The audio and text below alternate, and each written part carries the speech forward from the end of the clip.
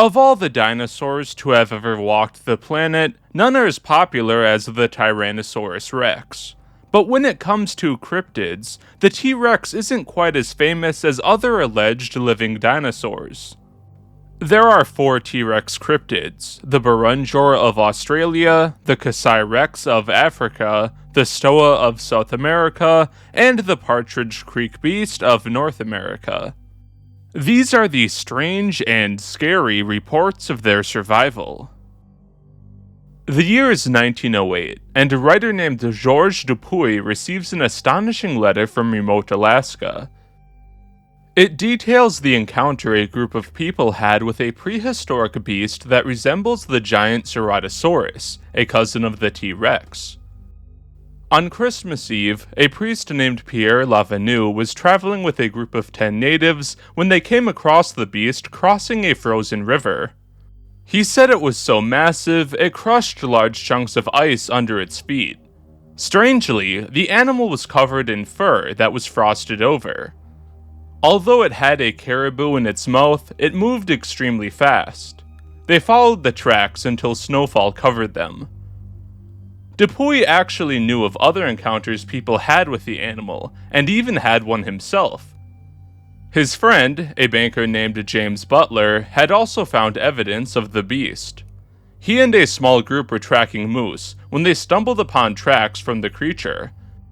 They had been following both the tracks and the moose for a while when the moose suddenly bolted off in one direction.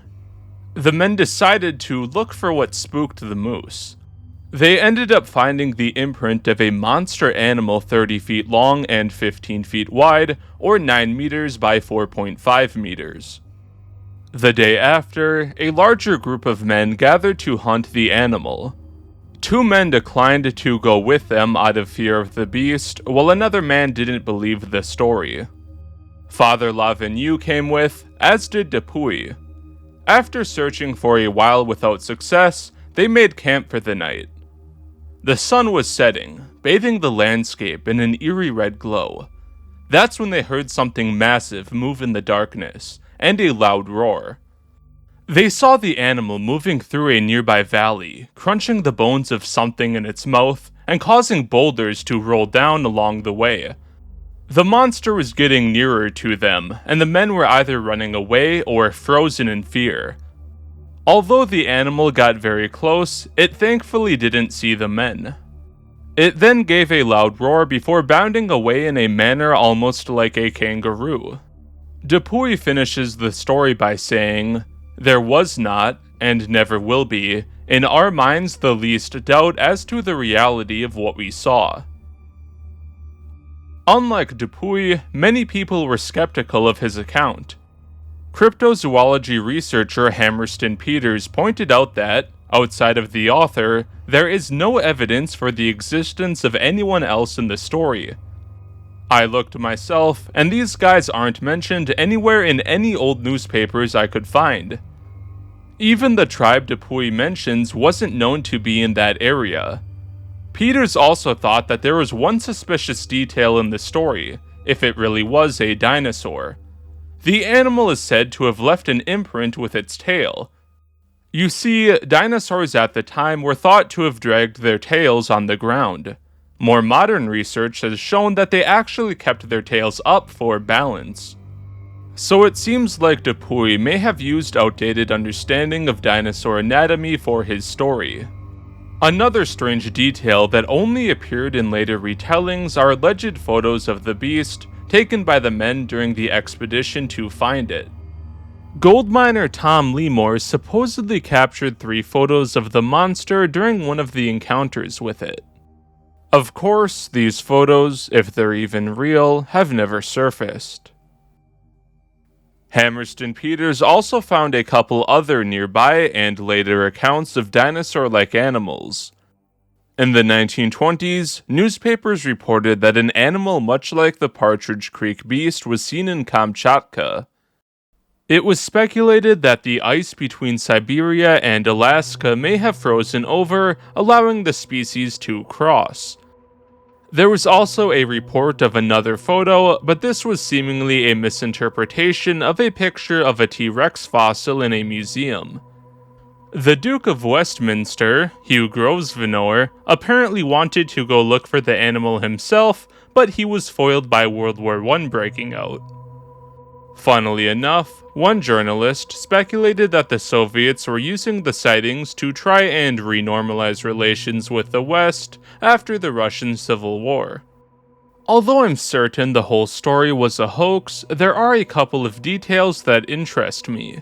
The monster was described as having hair, even though dinosaurs were considered to be reptiles at the time. Kind of makes me think it was some sort of precursor to the feathered dinosaurs we would later discover. We do know of one large dinosaur, the Eutyrannus, that had feathers and lived in colder areas of China. We have also found fossils of large T-Rexes in Alaska. Of course, the conditions and wildlife in Alaska were way different millions of years ago than they were in 1908. Just because an area once supported a large predatory animal doesn't mean it still could.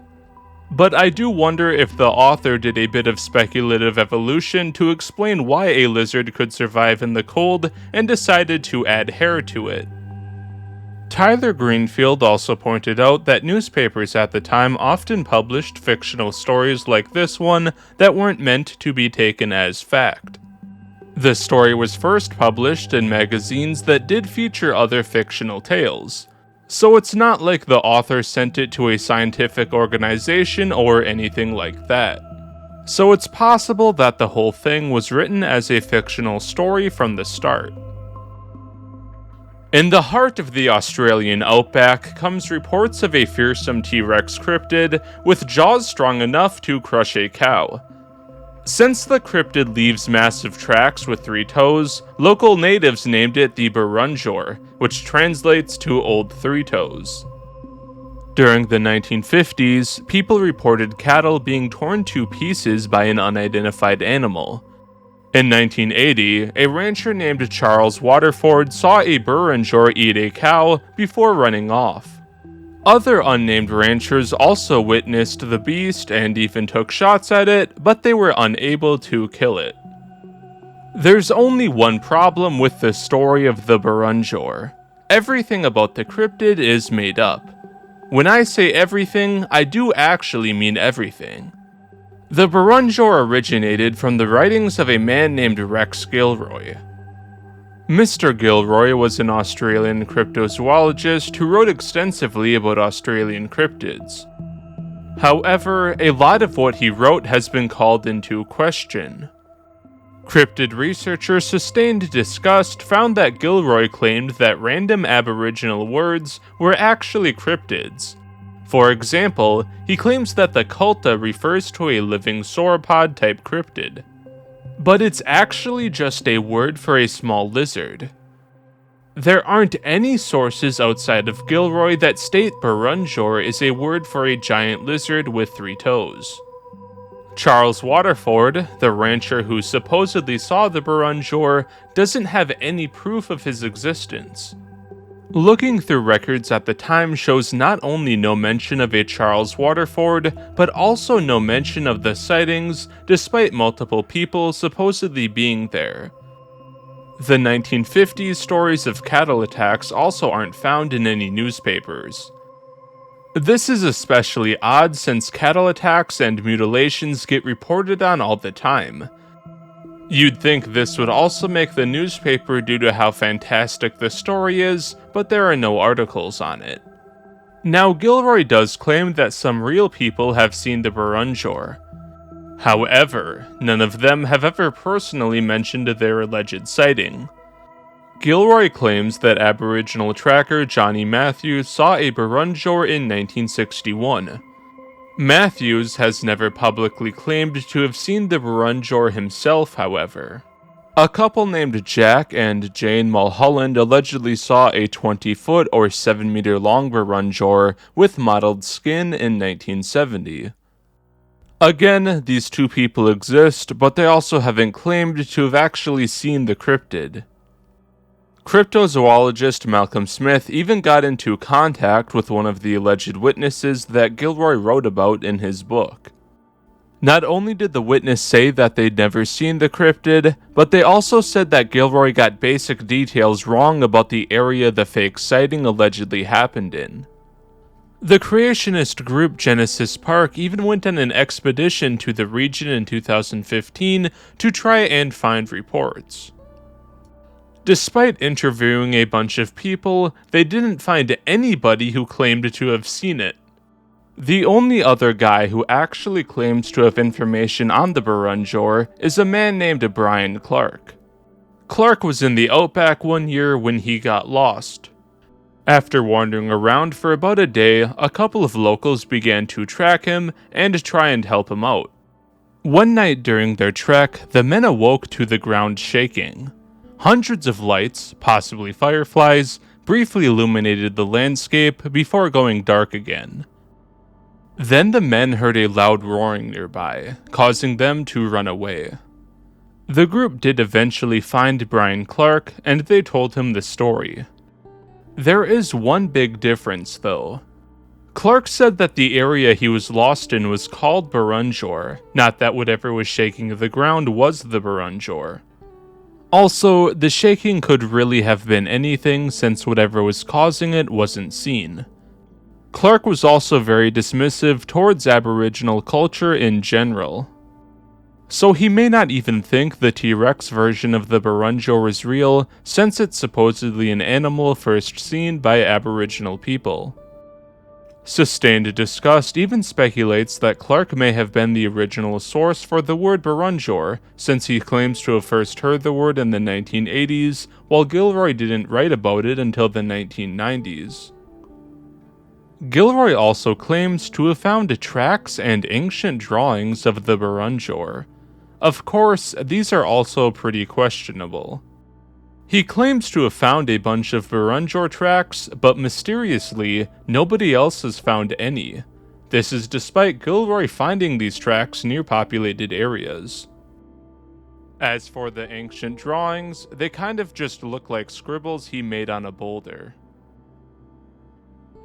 The Casai Rex is definitely the odd cryptid out in this video. The animal was first seen in 1932 by a Swedish man named J.C. Johnson. He was passing through the Kasai Valley of the modern-day Democratic Republic of the Congo when he briefly saw the animal. He said it was about 48 feet or 15 meters long, and that it had the head and tail of a lizard. He wouldn't get a good look at it until later that day when he saw it again. He describes the encounter as follows. There in the swamp, the huge lizard appeared once more, tearing lumps from a dead rhino. It was covered in ooze. I was only about 25 yards away. I thought of my camera. I could plainly hear the crunching of rhino bones in the lizard's mouth. Just as I clicked, it jumped into deep water.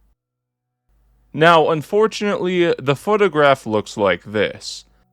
Not only does it not even remotely look like a T-Rex, it's pretty obviously fake. But over the years, the story has somehow morphed into him seeing a T-Rex instead of a giant lizard. Carl Schuker found that this misinterpretation may have come from a newspaper that reported that Johnson had seen a living dinosaur. Over the years, this snowballed into the Casai Rex being a deadly species of giant red T-Rexes. People even made additional fake Casai Rex photoshops too. But if you go back far enough, you can find that the whole thing was a hoax from one guy who was kind of bored. This is why it's always important to check the original source. The story of the Stoa is a long and interesting one. It was seemingly first recorded by cryptozoologist Jaroslav Mares, who stumbled upon stories of a strange plateau known as Kurapira. He was on an expedition to South America when he got into contact with a prospector known as Riggs. The prospector had knowledge of the area and the strange creatures that inhabited it. The plateau was home to multiple species long thought to be extinct, including a fearsome reptilian animal that was called Stoa by the locals. They compared it to a giant caiman, but said it stood on only 2 legs and had very short arms. It also had 2 horns on its head above its eyes. The animal fed mostly on tapirs and capybaras, but it wasn't afraid to take on humans when needed. After a group of unfortunate hunters stumbled upon the Stoa, it easily killed several of them. The men tried to shoot it with arrows, but the Stoa's hide was too tough for the arrows to wound it. Luckily, the Stoa is thought to very rarely venture outside of the plateau itself. As for how plausible it is, there's a lot of controversy about this cryptid and the others from Kurapira. For starters, the name Stoa is the same name as a living dinosaur that appears in the fictional Arthur Conan Doyle book, The Lost World. Now, Mars has an explanation for this, that Doyle was inspired by explorer Percy Fawcett, who also heard about Kurapira. But cryptid researcher Bamias pointed out that Fawcett only explored the southern half of the continent, not Venezuela where Kurapira is said to be.